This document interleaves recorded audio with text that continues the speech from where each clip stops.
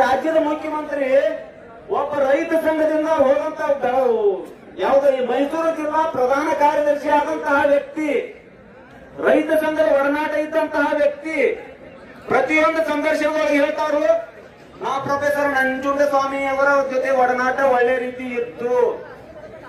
ನೀವು ನಿಜವಾಗ್ಲೂ ಏನಾದ್ರು ನಂಜುಂಡ ಸ್ವಾಮೀಜಿ ಅವರ ಸಿದ್ಧಾಂತನ ಪಾಲಿಸ್ತಾ ಇದ್ರಿ ಅಂತಂದ್ರ, ರೈತರ ಮೇಲೆ ನಿಮ್ಮ ಕಳಕಳಿ ಇತ್ತು ಅಂತಂದ್ರ, ಒಂದು ನಾಳೆ ಬೆಳಿಗ್ಗೆ ಅಲ್ಲ ಇವತ್ತಿನ ಯಾವುದೋ ಒಂದು ನೀವು ರೈತ ವಿರೋಧಿ ಕಾನೂನುಗಳನ್ನು ತರಬೇಕಾರ ಹೆಂಗ ಸುಗ್ರೀವಾಜ್ಞೆ ಜಾರಿ ತರ್ತೀರಿ, ಹಂಗ ನೇರವಾಗಿ ಹೇಳ್ರಿ ಕಾರ್ಖಾನೆ ಮುಖಂಡರಿಗೆ, ಸಕ್ಕರೆ ಸಚಿವ ಮುಖಾಂತರ ಹೇಳಕ್ ಹಾಕ್ರಿ, ಇವತ್ತು ಬಿಲ್ ನಿಗದಿ ಮಾಡಿ 3,500 ಕೇಳ್ತಾರ, ಅವ್ರೇನು 10,000 ಕೇಳಕತ್ತಿಲ್ಲ ಅಂತ ಹೇಳಿ ನಿಗದಿ ಮಾಡ್ರಿ.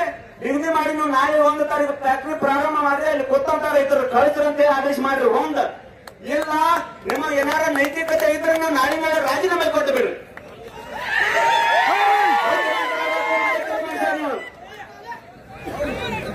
ಪುಣ್ಯಾತ್ಮ, ನಿನಗೇನು 30-40 ಸಾವಿರ ಕೋಟಿ ರೂಪಾಯಿ ಪ್ರತಿ ವರ್ಷ ಏನು ಈ ಅಬಕಾರಿ ಖಾತೆಯಲ್ಲಿ ಬರ್ತಕ್ಕಂಥ ತೆರಿಗೆ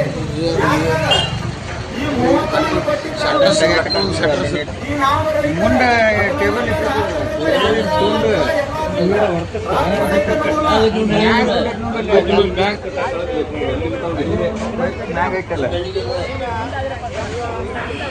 ಹೋರಾಟದ ಉದ್ದೇಶ ಏನಪ್ಪಾ ಅಂತಂದ್ರ, ಮೊದಲನೇದಾಗಿ ಇವತ್ತಿನ ಸರ್ಕಾರ ಕಾರ್ಖಾನೆ ಮಾಲೀಕರು ರಾಜ್ಯಕ್ಕೆ ಬೆಂಕಿ ಹಚ್ಚುವಂತ ಕೆಲಸ ಮಾಡ್ತಾ ಇದ್ದಾರೆ, ರೈತರ ಮೇಲೆ ಮರಣ ಶಾಸನ ಬರೆಯುವಂತ ಕೆಲಸ ಮಾಡ್ತಾ ಇದ್ದಾರೆ.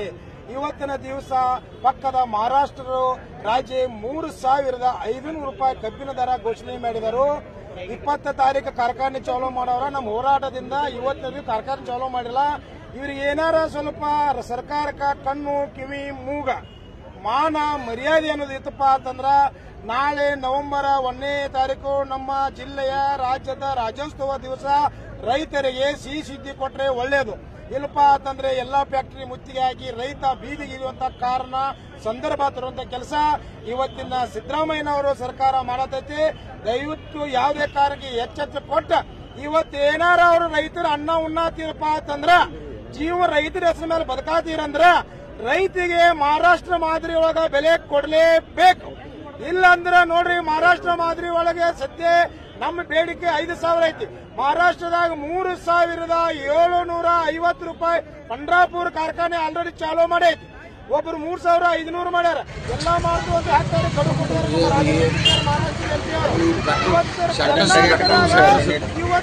ಮುಂದೆ